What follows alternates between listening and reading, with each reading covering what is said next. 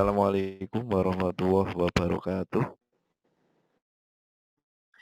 Di sini saya sebagai moderator yang pertama akan membacakan kurikulum vitae dari presenter pada sesi yang kedua hari ini. Nama Asih Pujiarini, SPD, tanggal lahir Banjarnegara 31 Januari 1981. Kemudian instansi sekarang ini bertugas di Sekolah Dasar Negeri 2 Banaran Kemawang. Hobinya adalah beraktivitas dengan beraktivitas dengan anak-anak. Alamatnya adalah berada di Wali Telon, Temanggung. Oke, Bapak dan Ibu hebat yang saya hormati, bahwa untuk sesi yang kedua ini ada beberapa peraturan yang harus kita taati bersama-sama. Yang pertama, kita mohonkan untuk semua mic untuk bisa di-unmute dulu, kemudian untuk chat yang ada di Webex silakan untuk ditunda dulu, kemudian nanti kalau sudah pemaparan selesai baru kita chat kembali. Untuk itu, setelah itu nanti saya akan membuka sesi pertanyaan, maksimal nanti ada 2 sesi pertanyaan. Untuk itu silahkan pada presenter Ibu Asih Pujiarini untuk bisa memaparkan materi yaitu tentang pembuatan daftar isi otomatis untuk karya tulis ilmiah API. Monggo waktu dan tempat saya serahkan. Ya, terima kasih Pak Hus dan Pak host kita. Selamat berjumpa kembali.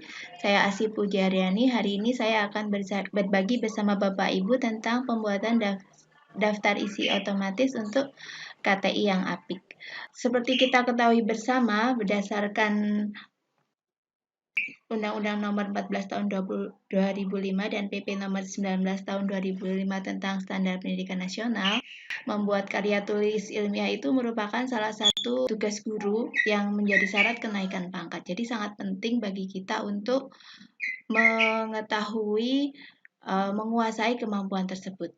Nah, yang tidak kalah penting dari pelaksanaan suatu karya inovasi atau misalnya penelitian tindakan kelas adalah proses penulisannya.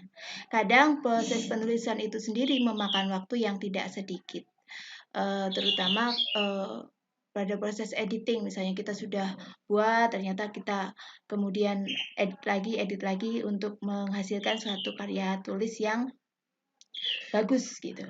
Nah, ada fasilitas di Microsoft Word yang bisa membantu Bapak Ibu untuk memudahkan penulisan karya ilmiah, terutama misalnya daftar pustaka.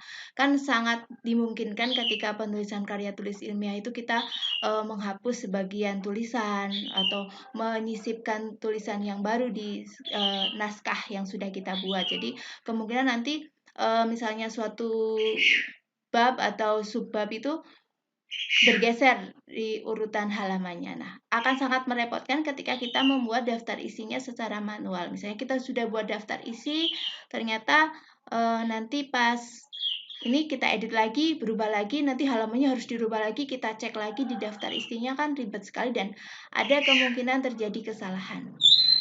Nah, di Microsoft Word kita bisa meminimalisir kesalahan tersebut. Caranya bagaimana? Mari kita pelajari bersama. Di Microsoft Word ada tab yang namanya tab reference. Nih, kalau kita buka di sebelah sini, ini kebetulan saya pakai 2016, tapi saya kira di versi Microsoft Word yang lain juga tidak terlalu jauh berbeda. Untuk membuat daftar isi otomatis, kita perlu memasukkan kata-kata yang menjadi judul dari suatu bab atau subbab ke dalam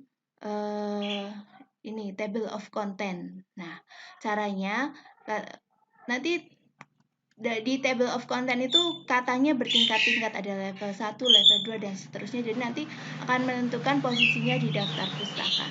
Selain memudahkan proses editing, misalnya kita merubah isinya sehingga nomor halamannya berubah, juga akan memudahkan kita dalam navigasi di dalam file yang kita buat. Misalnya ini kan kalau kata pengantar itu masuknya di level 1. Kita caranya masuk ke sini, daerah sini sekitar grup table of content, kita klik add text, terus kita klik level 1. Kalau level 1 itu untuk judul bab. Kita nanti di daftar isi kan ini setingkat dengan judul bab kata pengantar itu. Kemudian kalau misalnya ada subbabnya, nanti ada caranya sendiri. Halaman perkembangan juga masuknya level 1 kan, seperti judul bab, daftar isi juga nantinya iya. Ini kebetulan contoh yang saya ambil dari internet saja karena ini tadi agak terburu-buru. Di situ daftar isinya sudah ada tapi tidak otomatis. Ini saya hapus saja nanti supaya tidak menimbulkan ribet. Nah, abstrak juga masuk bab 1, level 1. Kemudian bab 1 pendahuluan. Ini biasanya kan kita pinginnya di daftar isi ini tulisannya lurus begini, padahal di karya tulis kan nanti seperti ini. Barisnya berbeda. Nah, ini caranya kita blok semua. Terus sama kita add level 1, add tag ke level 1, kemudian ini kita letakkan kursornya di sebelum kata yang ingin kita pisah, kemudian kita pencet tombol shift di keyboard, terus kita klik enter, jadi shift enter. Ini nanti di daftar isinya akan jadi satu baris, tapi di sini terlihat dua baris. Kemudian latar belakang masalah itu kan masuk subbab, bagian dari bab pendahuluan. Ini kita masukkan add tag, kemudian ke level 2.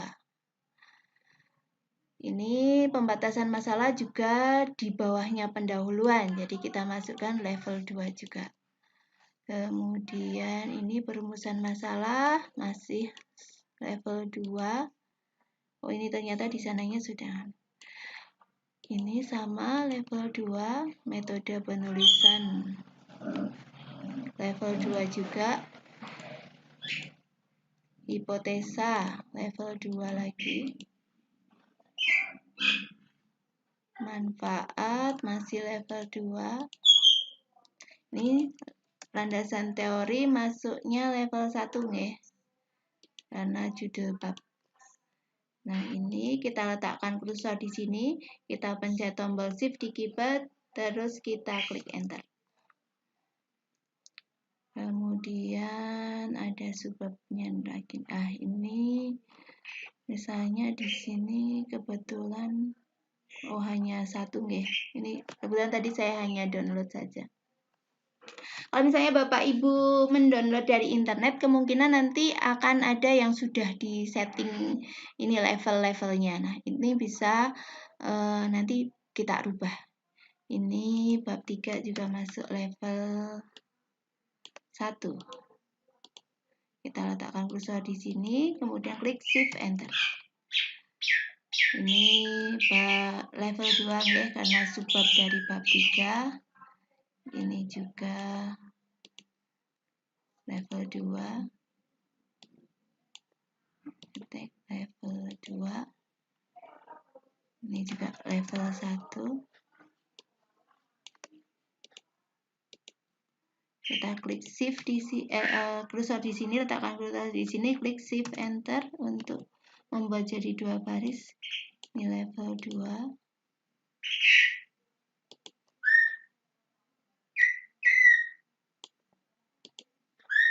Level 2.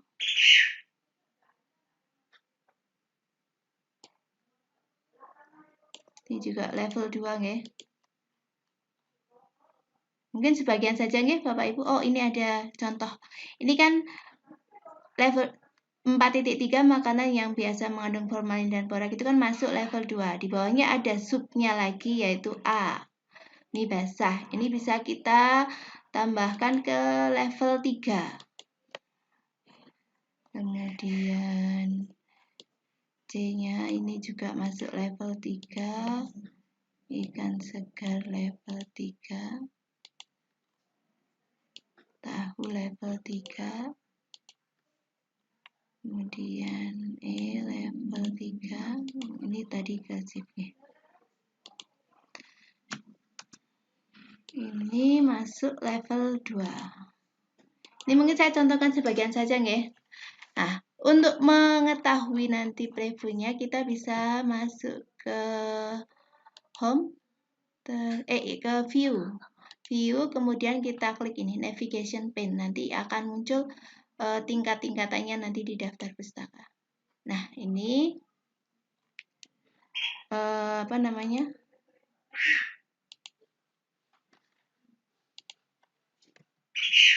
Oh, ini ternyata, maaf, saya ulangi saja. Tadi saya pastenya sama ininya, sama apa namanya? Harusnya saya hurufnya saja. Saya sama ininya, apa? Sama pengaturan penulisannya.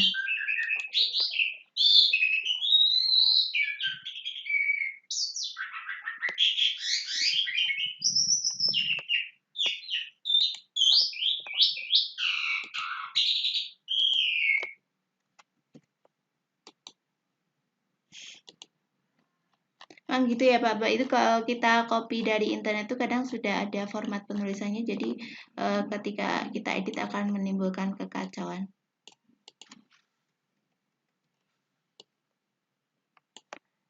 Ini masuk ke referen, ini ke level 1, kemudian ini level 1 lagi. Maaf ya Bapak Ibu, ini jadi ulang lagi. Tadi saya lupa apa namanya, saya pastenya nggak yang hurufnya saja, jadi format penulisannya terikut. Nih,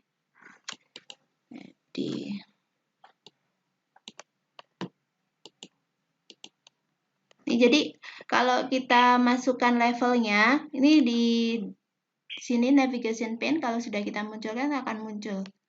Nah, ini yang level 2. Selain dari referen, table of content, ini juga kita bisa dari home terus masuknya ke sini. Kalau ini masuknya heading 1. Terus yang subnya jadi heading 2. Subnya lagi heading 2.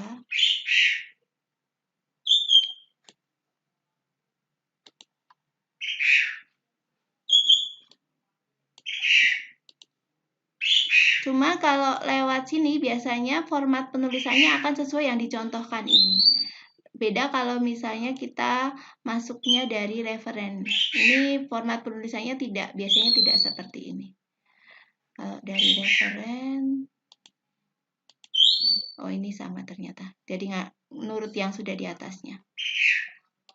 Tapi kalau dari awal kita ambilnya dari referen, ini biasanya format penulisannya akan sedikit berbeda. Cuma posisinya di table of content atau di daftar isinya nanti akan sama.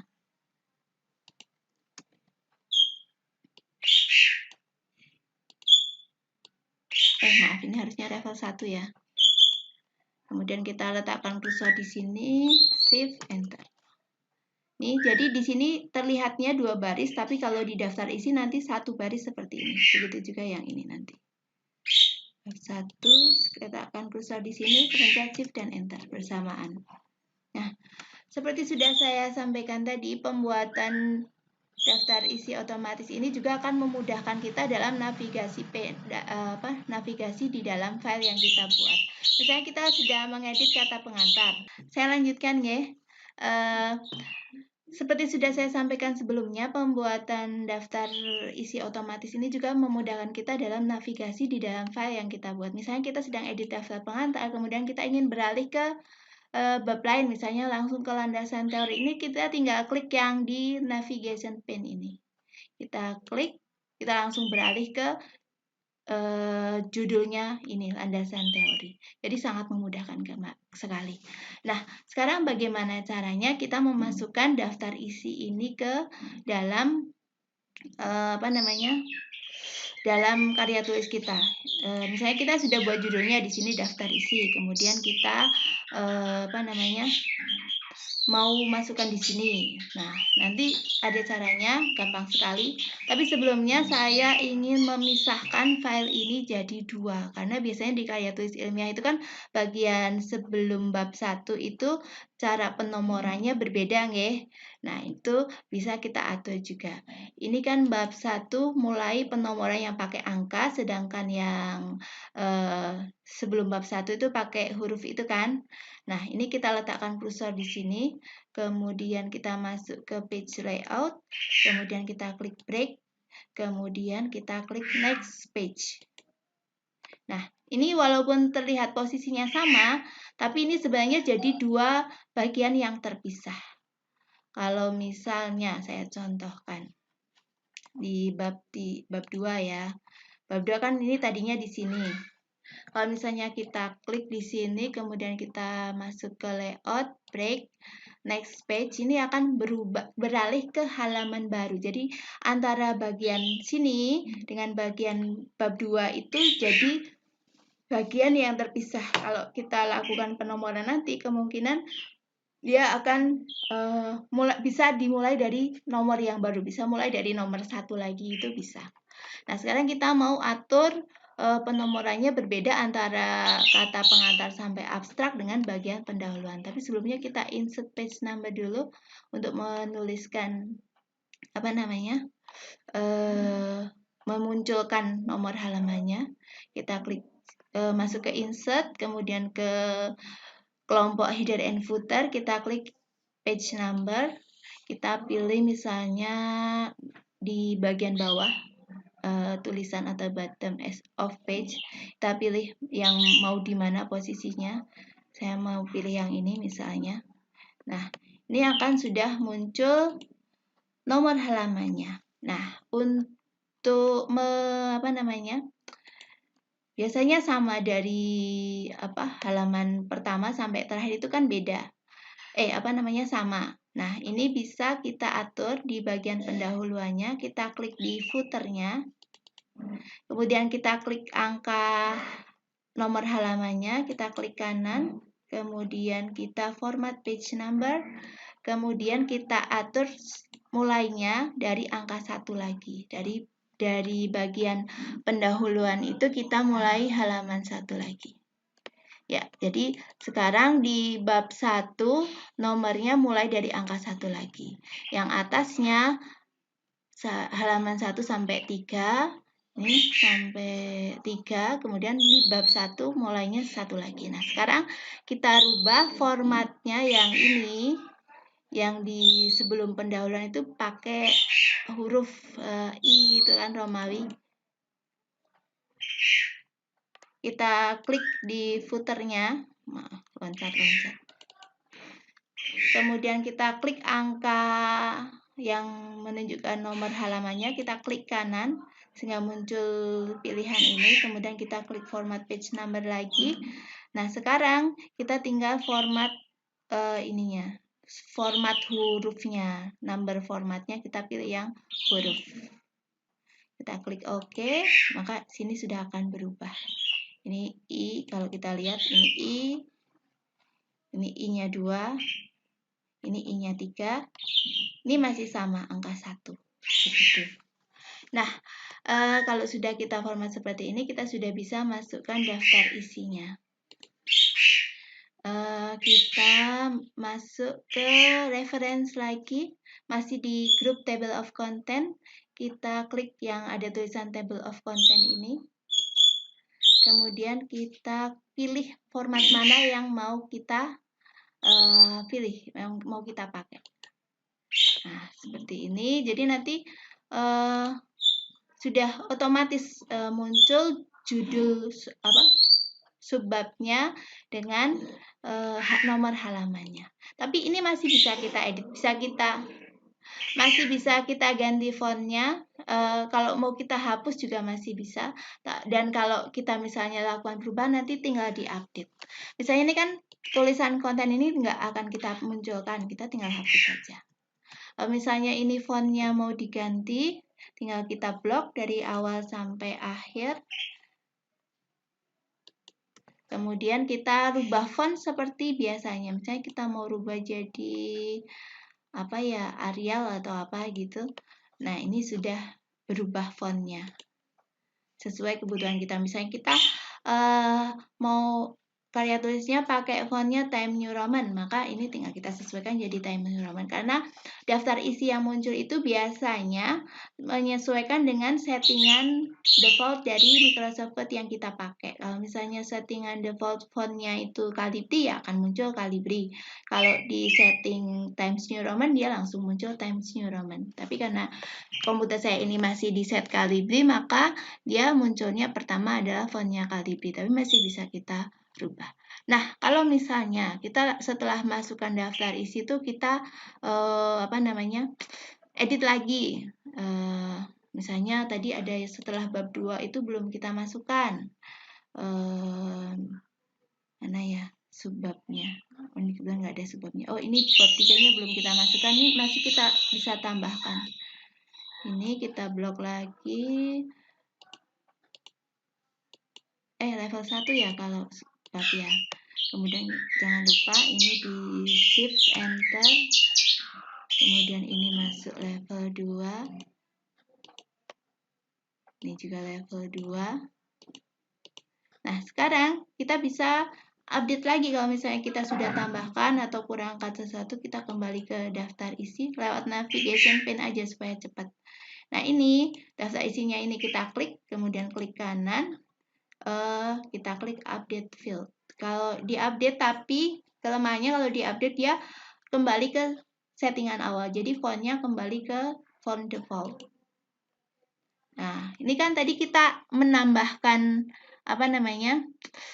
menambahkan bab dan subbab baru. Jadi kita pilih yang update entire table. Jadi update semua tabel daftar isinya. Tapi kalau kita hanya menambahkan tulisan dan tidak ada bab atau subbab baru yang ditambahkan atau dikurangkan, itu kita pilih yang update page number only. Jadi nanti ini yang berubah hanya nomor halamannya, tidak dengan tulisannya. Tapi kalau kita update ini entire table, dia akan berubah. Jadi tulisan yang baru akan dimasukkan.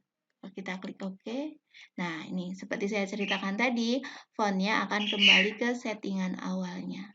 Nah, ini tinggal kita rubah lagi. Jadi, mungkin lebih baik kalau Bapak Ibu memasukkan ini tuh di terakhir-terakhir saja setelah karya tulisnya selesai. Tapi kalau memasukkan ke level 1, level 2 itu sambil nulis itu bisa. Jadi nanti tinggal terakhirnya tidak perlu kita ulangi dari awal lagi, sedikit dari 1 dimasukkan, itu enggak. Jadi sambil nulis itu Bapak Ibu sambil ngisi. Misalnya di bab landasan teori itu kan ini enggak ada subbabnya. Misalnya kita tambahkan 2.1.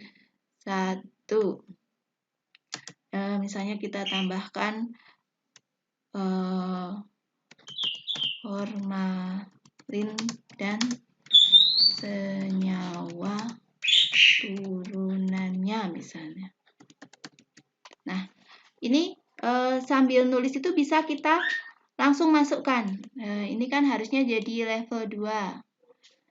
Nah, misalnya kalau mau ada lagi tulisan di bawahnya, kita tinggal enter. Nanti kalau ini di enter, dia nggak akan ikut masuk level 2. Tapi kalau Bapak Ibu klik di sini, tulis tulisan baru, misalnya di sini 2.1. Ini salah, ternyata harusnya masuk 2.2. Ini kita klik enter, nanti dua-duanya ini akan masuk ke table of content. Tapi kalau Bapak Ibu letakkan kursornya di sini kemudian di enter, yang bawahnya ini tidak akan masuk ke table of content. Jadi bedanya kalau Bapak Ibu enter dari sebelumnya, dia dua-duanya akan masuk table of content. Tapi kalau Bapak Ibu enternya dari sini, langsung 2.3 misalnya, dia 2.3 tuh nggak akan masuk ke table of content. Tapi kalau Bapak Ibu klik dari sini, misalnya, maaf, ini sama di belakang. Ini misalnya di sini, 2.2, enter. Nah, dua-duanya masuk. Jadi hati-hati ketika mau menambahkan yang baru, mending di belakangnya saja. Atau kalau misalnya sudah terlanjur begini, kok ini nggak akan dimasuk. Kalaupun Bapak Ibu ini nggak nulis judul misalnya pengertiannya gitu, dia akan tetap masuk di sini. Nah, makanya, tapi masih bisa dirubah. Ini tinggal kita blok saja yang tidak ingin kita masukkan. Kita bisa dua cara. Dari home, kita klik normal, atau kita sama dari reference, add tag, terus ini klik yang do not show in table of content. Maka dia akan jadi font yang normal lagi, bukan bab atau subbab. Gitu nggih Bapak Ibu. Nah, tadi sudah saya tunjukkan cara update-nya nggih. Kemudian misalnya kita mau update halamannya saja. Misalnya kita geser sampai berganti halaman, kan harusnya di sininya berubah juga. Nah, ini update yang page number only tadi. Sama, kita klik kanan, update field, kemudian update update page number only. Biasanya kalau update page number only itu fontnya tidak berubah, tapi kalau update entire table itu fontnya akan ikut berubah. Nah, ini di sini biasanya sudah berubah. Ini tadinya yang tadi kan kita di 2.1 itu, oh ini belum masuk ya 2.1. Kita update. Oh, berarti kita ulangi lagi saja. Ini kita kembali ke daftar isi, kita update entire table saja. Atau kalau kita contohkan dari sini saja. Dari sini kan 1.2 ada di halaman 1. Misalnya kita rubah, kita geser jadi di halaman 2. Kita ke daftar isi lagi, kemudian kita klik kanan, update field, pilih yang update page number only. Kita klik OK, maka 1.2 sudah berubah di halaman 2. Nih. Jadi Bapak Ibu tidak perlu menulis titik-titik panjang gitu secara manual. Mau update halamannya tinggal klik kanan update. Jadi sangat memudahkan sekali bagi Bapak Ibu yang ingin menulis karya tulis ilmiah. Jadi bisa menyingkat waktu dan tenaga. Mungkin untuk pemaparannya saya cukupkan sampai di sini dulu. Nanti bila masih ada materi yang Bapak Ibu ingin pelajari lebih dalam, kita lanjutkan di sesi tanya jawab. Kalau saya bisa saya jawab, kalau tidak bisa ya mungkin bisa jadi PR kita bersama untuk kembali belajar. Demikian Bapak Ibu, waktu dan room saya kembalikan ke Bapak Moderator, Bapak Husna ini. Monggo Pak Hus. Terima kasih Bu Asih yang sudah memaparkan materi tentang pembuatan daftar pustaka Daftar isi, Pak. secara langsung, daftar isi secara langsung lewat aplikasi komputer. Untuk itu, pada sesi berikutnya, ini saya buka untuk sesi yang pertama adalah sesi tanya jawab. Monggo bagi Bapak dan Ibu guru semua, silahkan untuk bisa bertanya kepada presenter hari ini, yaitu Bu Asih. Bisa langsung lewat bicara maupun chat. Silahkan, monggo. Sesi pertama saya buka. Barangkali ada yang ingin ditanyakan Bapak Ibu, atau sudah jelas atau mungkin dianggap tidak penting. Sangat penting sekali ini Bu, memang jadi kan jadi praktis membuatnya. Iya Pak, memang memudahkan sekali. Monggo Bapak dan Ibu yang mau bertanya kaitannya dengan pembuatan daftar isi. Bu Desi, misalnya mau bertanya, monggo Bu Desi. Atau Pak Joni, Pak Joko, Bu Nuni, Pak Priyo, monggo. Gimana Bu Asih, kita tunggu atau mau ditutup? Tanya, Pak. Oh, nggih monggo, langsung ke Bu Asih. Nan Ya, sewu boleh. Ibu Bu sinten Asih? nggih? Nggih, nan sewu Bu Bu sinten? Nuni. Oh, Bu Bu Tuti. Nuni. Oh, Bu Nuni. Nggih, monggo, Bu. Bu Asih Nggih. mau diulang untuk tadi pembuatan yang misalnya 1.1. Tadi saya agak connect tadi ini sinyalnya. Saya sudah pakai itu tapi masih itu kan ada titik-titiknya itu otomatis toh, Bu. Kadang Ini, kok saya kok nggak lurus ya? yang ini, Bu. Atau yang Itu. Ya, itu. kalau ini saya kan 1.1 editnya di mana? ini sebenarnya ini kalau ini yang tadi saya download memang sudah seperti itu. Tapi kalau misalnya Ibu mau membuat penomoran seperti itu, biasanya tinggal 1.2 gitu kan, 1.1 spasi apa gitu. Nanti kalau kita enter kan langsung otomatis Bu biasanya. Tapi kalau misalnya Bukan itu, untuk membuat daftar isinya itu kan reference, kemudian add text ya. nggih, Itu 1.1 tadi editnya gimana?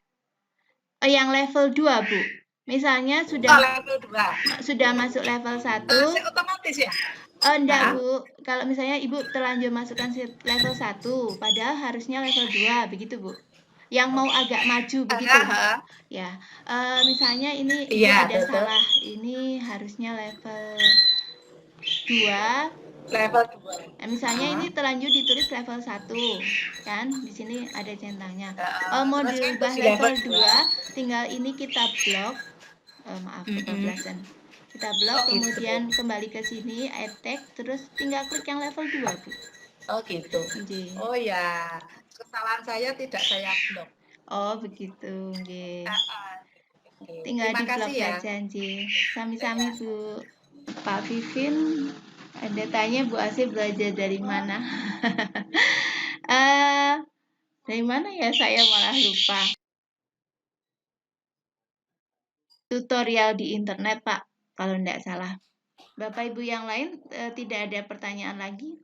Monggo Bapak dan Ibu yang mau bertanya pada Bu Asih. Dibuka sesi yang kedua. Ada permintaan dari Pak Vivin untuk mengulang level-levelnya. Oke, saya ulang sekali lagi nggih, Pak. Yang maksudnya Pak Vivin itu yang misalnya dari awal penulisan atau sudah terlanjur ditulis baru mau dimasukkan ke level-level, Pak? Contohkan nggih, misalnya kita masuk ke bab yang terakhir mungkin nggih yang belum masuk. Ini sudah ditulis tapi belum masuk ke table of content. Ini tinggal kita blok saja, kemudian kita masuk ke tab reference. Kan biasanya kalau nulis kita awalnya dari home ya. Kita pindah ke tab reference, kemudian kita masuk ke group table of content yang sebelah sini.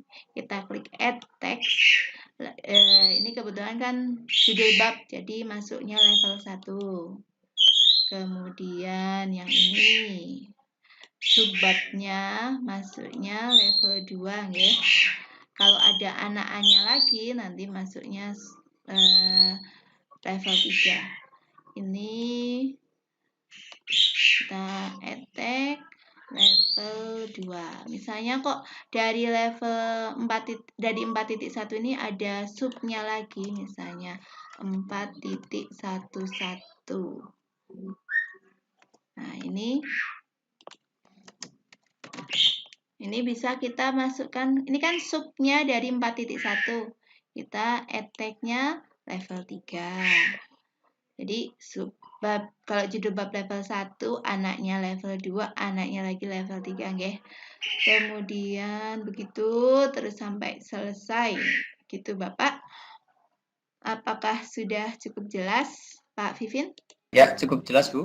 Okay. Berarti itu semua tinggal setiap anaknya itu tinggal mengurutkan levelnya, Bu. Iya, Pak. Sesuai kalau penomorannya sih tergantung aturan selingkung masing-masing dinas nggih. Kalau di kita kayaknya satu lagi, Bu. Bu Nuni, monggo. Satu lagi, Bu.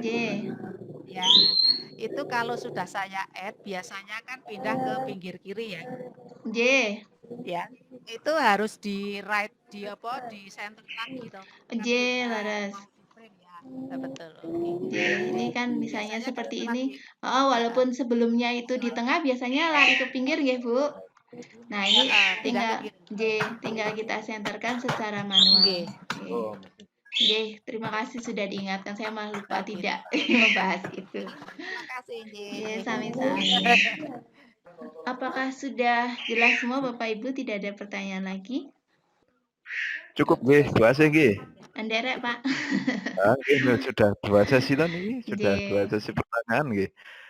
Oke, Bapak dan Ibu hadirin semua, demikianlah pemaparan dari Ibu Asih, kemudian sudah dilanjutkan dengan sesi tanya jawab, sesi 1 dan sesi 2. Kemungkinan di sini saya mau menyampaikan sebuah kesimpulan saja bahwa untuk pembuatan daftar isi sesuai yang teori-teori yang dipaparkan oleh Bu Asih ini memberikan istilahnya kemudahan bagi kita karena secara praktis sehingga daftar isi itu bisa dibuat dengan baik dan benar. Mungkin itu saja dari saya sebagai moderator pada pagi hari ini. Pasti ada kesalahan dan kekhilafan, oleh karena itu saya minta maaf yang sebesar-besarnya. Saya akhiri, Assalamualaikum warahmatullahi wabarakatuh. Waktu selanjutnya saya serahkan pada host. Monggo. Ya, terima kasih Pak Kusnaini dan Ibu Asih yang tadi sudah menyampaikan materi yang sangat menarik dan sangat berguna sekali karena dapat menambah ilmu kita, terutama kalau kita ingin menulis karya ilmiah yang kadang-kadang untuk mengatur mengatur nomor itu yang seperti dicontohkan Bu Asih itu sangat kesulitan. Sudah cukup saya sebagai host Vina Gustiati dari SD Larangan dan Kusnaini Fauzi beserta Bu Asih mohon diri dan semoga kita dapat berjumpa lagi di lain kesempatan. Saya akhiri wabillahi taufiq wal hidayah. Wassalamualaikum warahmatullahi wabarakatuh.